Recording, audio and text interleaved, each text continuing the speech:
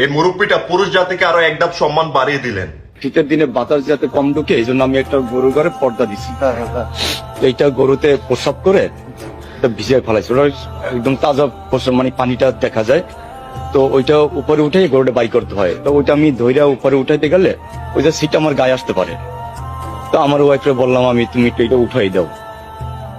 তো উঠাইতে যাইয়া ও দুই কথা বলছে, আমি দুই কথা বলছি, এটা নিয়ে একটু কথায় কাটাকাটি হয়েছে। মারামারি কাটাকাটি কিছু হয় নাই। স্বামী স্ত্রীর ভিতরে এই দুইটা হইতেই পারে। হ্যাঁ, কিন্তু এমনি আমরা দুজন খুব খুব ভালো ছিলাম, খুব হ্যাপি ছিলাম আমরা দুজন। তো এর ভিতরে হঠাৎ এই কথায় কাটাকাটিতে ও রান্না বাড়া করলো, আমিও খাওয়া দাওয়া করলাম। আমরা সবাই বাচ্চারা নিয়ে একসাথে খাওয়া দাওয়া করলাম। খাওয়া দাওয়া করে আমি আবার আমাদের বাজারে গেছি ধান ভাঙ্গানোর জন্য। ধান ভাঙ্গানো প্রায় শেষ। এই মুহূর্তে আমার ওয়াইফের ফোন আসছে আমার ফোনে যে আমি তোমার বড় মেয়েরে মেরে ফেলছি, ছোট যেটা আছে ওরও মেরে ফেলে আমিও মরে যাব। তো তখন আমাদের বাড়িতে যে আমার স্বাস্থ্য ভাবিরা আছে বা ভাইরা আছে, ওদের কারো ফোন আমার কাছে ছিল না, ফোন নাম্বার ছিল না আমার এই সেটে। তো একটা নাম্বার মুখস্থ ছিল আমার আপার, ও থাকে ঢাকায়। আমি ওরে ফোন দিলাম যে আপা তুই তাড়াতাড়ি লাখির আম্মুর আমাকে ঘরে যেতে বল।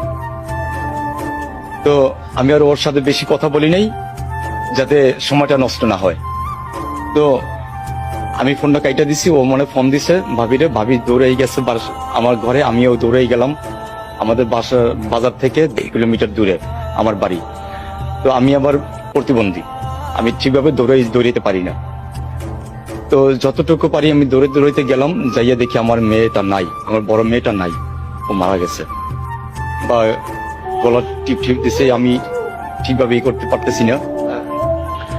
সম্ভবত ঘরে ওই যে চাউলের ওষুধ ছিল, হয়তো ওগুলো খাইছে, কিন্তু ও ওইটা খাইছে, ওর মুখের থেকে গন্ধটা পাইছি আমার ওয়াইফের। তখন আমি ভাবির বললাম যে ভাবি, ও আমার কাছে বলছে এই কথা যে ও মরবে, ও তো মনে হয় খাইতে পারে। তখন যেই ওর মুখটা খুলতে পারি না, ওর দাঁত মানে করতে পারতাছি না।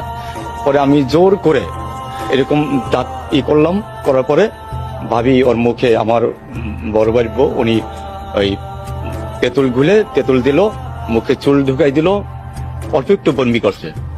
এর ভিতরে ভ্যান চলে আসে, ভ্যানে করে মুলাদি নিয়ে যাই, মুলাদি নিয়ে ওয়াশ করে ওখান থেকে আবার এখানে নিয়ে আসে। আমি যদি ফাঁসি চাই, কি লাভটা হবে আমার বলেন? আমি কি আমার মেয়েটাকে ফিরে পাবো না। আরেকটা যে ছোট মেয়ে আছে, আর জীবনটা নষ্ট হয়ে যাবে। আমি নষ্ট হতে দেবো না আমার এই মেয়েটাকে। একজন তো চলে গেছে যায়, আরেকজন যাচ্ছে, আমি ওরে নষ্ট হতে দেবো না। আমি এই স্ত্রী কিনে থাকবো, আমি কোনো মামলা করবো না, আমি কোনো মামলা যাব না।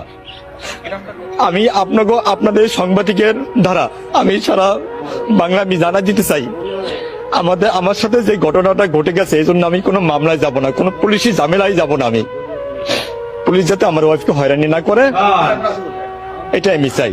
আমরা আবার একসাথেই থাকবো ইনশাল্লাহ।